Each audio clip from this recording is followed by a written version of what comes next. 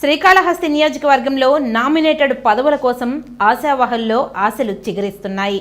శ్రీకాళహస్తీశ్వర ఆలయం పాలక మండలిలో వారం రోజుల్లో వస్తుందని ఎమ్మెల్యే బొజ్జల వెంకట సుధీర్ రెడ్డి బహిరంగంగానే ప్రకటించారు. అయితే ఉమ్మడి ప్రభుత్వంలో రోజురోజుకు పదవులపై ఆశావహుల్లో పోటీ పెరుగుతుంది. శాసనసభ్యుడు బొజ్జల వెంకట సుధీర్ రెడ్డి తెలుగుదేశం పార్టీ కష్టకాలంలో ఉన్నప్పుడు నాతో పాటు తిరిగి ఇబ్బందులు పడి అనేక రకమైన పోలీసుల కేసులు పెట్టించుకున్న యువ నాయకుడికి అవకాశం కల్పిస్తామని సుధీర్ రెడ్డి చెప్తున్నారు.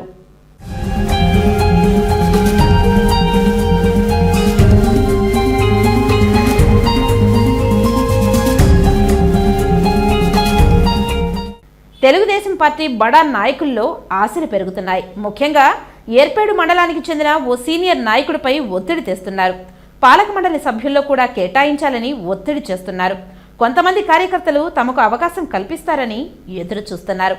ఇక శ్రీకాళహస్తి నియోజకవర్గం తెలుగుదేశం ఎమ్మెల్యేగా బొజ్జల వెంకట సుధీర్ రెడ్డి ఉన్నాడు కాబట్టి మరో కీలకమైన పదవి శ్రీకాళహస్తీశ్వర ఆలయ పాలక మండలి అధ్యక్ష పదవి తమకే కావాలని శ్రీకాళహస్తి జనసేన పార్టీ నాయకురాలు కోట వినూత డిప్యూటీ సీఎం కళ్యాణ్ను అభ్యర్థించినట్లు తెలుస్తుంది.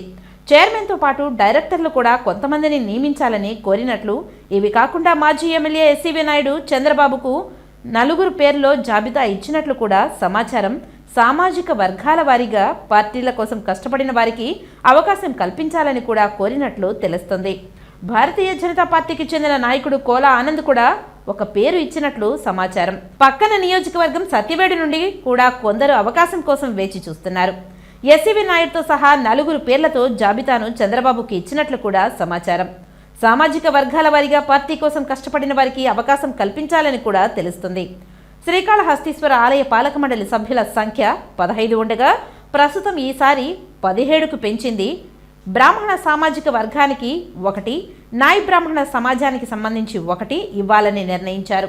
గత కొంతకాలం నుంచి మహిళలకు కూడా 40% అందిస్తున్నారు. ప్రస్తుతం ఉన్న పరిస్థితిలో కూటమి పార్టీలతో ఎవరికి పదవి వరిస్తుందోననేది ముక్కంటి సునికే ఎరుక.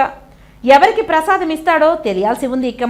ఇక శాసనసభ్యుడు బొజ్జల వెంకట సుధీర్ రెడ్డి మాత్రం పార్టీలో తనతో పాటు ఉండి తనతో కష్ట సుఖాలలో నడిచిన వంటి మాజీ marketing committee chairman Rangineni Chengaiah నాయుడికి అవకాశం కల్పించాలని భావిస్తున్నట్లు విశ్వసనీయ వర్గాల సమాచారం. మరి ఎవరికి వరిస్తుందో అవకాశం వేచి చూడాలి. మరి